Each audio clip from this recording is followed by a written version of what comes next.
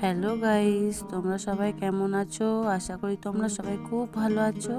আর এখন বাজে সকাল 9:30। আর আমি দেখো আলু ভাতে মাখা দিয়ে পান্তা খাবো। তো আমি জানি আমার প্রিয় বন্ধুরা অনেকে সকালবেলা এই সব খায় না, পান্তা ভাত, তো অন্য খাবার খায়। কিন্তু আমি তো গ্রামে থাকি, ভালো মন্দ খাবার কিছুই পাই না, তো আমাদের কাছে পান্তাটাই প্রিয়। তো আমি খাচ্ছি এখন পান্তা, আর সঙ্গে আলু মাখা। আলু মাখার সাথে রয়েছে শুকনো লঙ্কা ভাজা, পান্তার সাথে রয়েছে পেঁয়াজ। তো চলো আমি খাচ্ছি। তো পান্তা আজকের সকালে, আমি সব দিনই পান্তা খেতে হয় আমাদের সকালবেলা করে। তো আমার মতো যদি তোমরা কেউ কেউ পান্তা ভাত খেয়ে থাকো তো প্লিজ কমেন্ট করে বলো।